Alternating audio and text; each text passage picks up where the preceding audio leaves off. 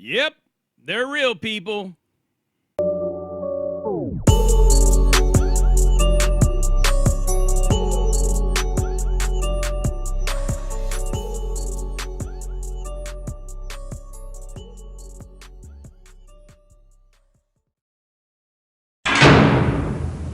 Yeah, what's cracking, everybody? Welcome back to another episode of Prison Break Raw. I'm your host, the one and only Big JD. Never in a million years did I ever think for 1 second that seat sniffing was actually as big of a phenomenon as it is in the world. Apparently, it's a worldwide thing. It happens all the time, and it happens all over the place. I mean, I always looked at it as a joke. I've never actually seen somebody sniff a seat, bicycle seat, chair seat, whatever seat it may be, outside of joking around or kidding around or whatnot. But apparently there's a lot of people that get off on this shit. I mean, when I coined the phrase here on this channel, seat sniffer, it was to describe a stalker, because what does an animal do to stalk its prey? It sniffs. So if a stalker is somebody who's sexually motivated, chances are they're going to sniff a seat just to get that scent. But you got some seat sniffers that are like, take it to a whole nother level. As you've seen, the clip from the dude in China. I mean, he buried his whole face into this broad's ass. Right in a store with cameras rolling and everything. I mean, is that a sexual assault? That's got to be a sexual assault. So it kind of makes you wonder, like, what would happen to somebody who got busted for sniffing a seat? Apparently, there's been people that have been busted for sniffing seats already. You've seen the thumbnail right there. That's a real dude, man. A dude that actually gets off on sniffing bicycle seats. It was always a long-running joke in the CDC, the county jail, whatnot. Somebody would come walking into the unit in the county or into the pod, the mod, whatever, the cell, shaking his head, and people were like, well, what did you get? What did the judge give you? He would talk about how much time he got, and be like, come on, man, didn't you tell the judge that bicycle sniffing ain't no crime? But yeah, it's just like that, man. Sniffing seats. And when I coined the phrase to describe, stalkers and stuff like that, or people that are in prison, diaper snipers, tree jumpers, seat sniffers, all that shit like that, never knew I was going to open the door for a lot of people to send me certain clips of this thing. And I got one last night, and I got one some other time before. So it kind of made me want to research more into this. And come to find out that I found a plethora of information on Google regarding seat sniffing.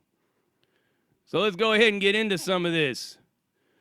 Apparently in places like Australia or Ireland, it's called snedging. That's what a seat sniffer is. It's sniffing the saddles of women's bicycles or seats for which they have been sitting. Sniffing seats and chairs after people have sat down. I sniff seats on train carriage. Sometimes I even sniff bus seats when no one is looking. This is an article that was in the student room in UK. I guess seat sniffing is a big thing in the UK. For some of my subscribers out there from the UK, tell me if you know a seat sniffer out there. There's all kinds of different little pieces that are on here. Yeah. The Telegraph. I did sniff colleague's chair. Admits politician. A politician. This happened in Australia. Let's go ahead and let's read that one real quick, man. That shit's pretty funny. So it was this guy. His name was Troy Buswell. The leader of the opposition Liberal Party in Western Australia was under intense pressure to resign over the incident, which happened in 2005. He dismissed allegations on 13 different occasions. He finally admitted that he has a problem with sniffing seats. He has previously admitted to snapping a woman's bra at a drunken party trick and has been accused by a retiring Liberal MP of making sexist remarks to her. I guess liberalism out there in Australia is much different than the brand that we got out here. Yeah, this guy... apparently there was a staffer or something, or a colleague from the Liberal Party that he was clashing with in a meeting, and when she got up to walk away, he just dropped to his knees and just started straight Getting him a good sniff of that seat. Wonder how many seats Biden has sniffed in his life. I mean, he's been in politics a long time. Imagine the smells that guy has in his olfactory. All the seats that he sniffed. He sniffs a lot of hair, so, I mean, why not? Why not say that he's a seat sniffer? Then you have this one right here, where this guy was a security guard up in the roof gym of an apartment complex. I mean, he didn't just sniff one time. I mean, he went back for 3 more sniffs after that until he finally got busted. As you can see, this man took a sniff. He took another sniff, then another sniff, and then finally he just went for gold. He dropped to his knees and he just went all the way 360 upside down to get the final sniff, and oh, he's busted. He got busted sniffing. It's crazy, isn't it, to think that this shit really happens. And when people laugh about conspiracy theories and whatnot, about like I said, you've heard me talk about Pizzagate, and I'm constantly getting people on the left that watch my channel saying Pizzagate has been proven to be a hoax. By whom? Who? Who has it been proven to be a hoax through? The mainstream media, Google, all the rest of them? You can't believe them for nothing. They cry wolf on so many different things. I mean, shit, what's to stop them from covering this up? I mean, there's when you have people that are that high up in power, of course they can cover it all up. It's like literally you could get beamed up into a UFO, probed, flipped like a pancake up onto your stomach, something shoved up into your rectum, something shoved straight down your nose. You're looking around and these creatures don't look like anything from the planet Earth. They could drop your ass in the middle of a fucking cornfield somewhere. You can go running out there just like you can straight been violated. Your whole life has been turned upside down. You run to the first police station and guess what they're going to say? You imagine the whole thing. It never happened. It's a hoax. But you know it ain't a hoax because you experienced it. Nobody's going to believe you because the mainstream media is going to make you out to look like a crackpot. Now, I'm not saying that this kind of thing really happens. I don't know. I've never been probed. I've never been abducted by aliens. I have seen things flying around in the skies. Like I said, when I was in Centinela, I did see a thing up in the sky. It looked like a huge boomerang. But guess what? I don't know what was up there. Didn't look like anything from this earth. But then again, who knows what they're developing over there in Area 51 or wherever it is that they do all this weird stuff, or some other military base. I don't know what's really going on out there. I have no clue. But neither does anybody else. But the one thing that the media will always do is say it's a hoax. I mean, you could literally see a fucking UFO humming over your head.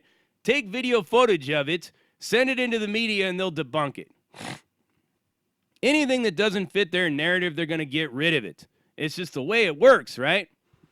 So the whole thing like with Pizzagate or the Hillary Clinton drinking blood or these celebrities that got ankle monitors on, Tom Hanks in hot water and all this and this and that. These are the people of the celebrity elite power structure, and they will do everything, fight tooth and claw to defend them. But seat sniffers, apparently it's a real thing. So you can't like say that it's a hoax, but you got these people that are out there, so that leaves the door open for all kinds of possibilities to anything and everything. If somebody is that deranged that they will just bury their face in your ass while you're sitting in the line at the 7-Eleven waiting to buy a pack of cigarettes, or you're picking up that vitamin water or whatnot, and you got somebody who's down on his knees pretending like he's tying his shoes, and he's got his fucking snaz buried almost halfway up your ass. He already knows what you've had for breakfast. He knows what you had for lunch. And if you let him sniff after you drink the vitamin water, he's going to smell the sweat from the vitamin water in the crack of your rear. It's just going to happen. So these kind of people are out there. So guard your bicycle seats. Guard your seats with your life. Because rest assured, if you're somebody and you have basically drawn the attention of one of these sniffers, they will be sniffing your seat. And there's nothing you could do to stop it outside of grabbing your chair and taking it with you. So here's a little tip. If you don't want somebody to sniff your bicycle seat when you pull up at the park or wherever it is that you go biking, pull your seat off and take it with you. Put it in your backpack and hike it with you if you don't want somebody to sniff it. Apparently it's a big deal out there, but I thought this would be something interesting to share with you guys, and the fact that they've got various different names for these seat sniffers. Snedgers, Smitters.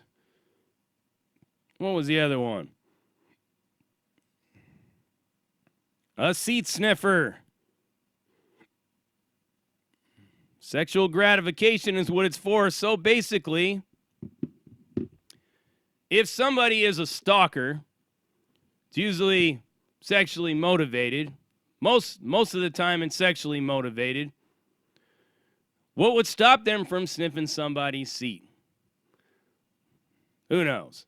But I just thought I would share this one with you, since a couple of people that have been following me on Instagram have been sending me these clips of these seat sniffers.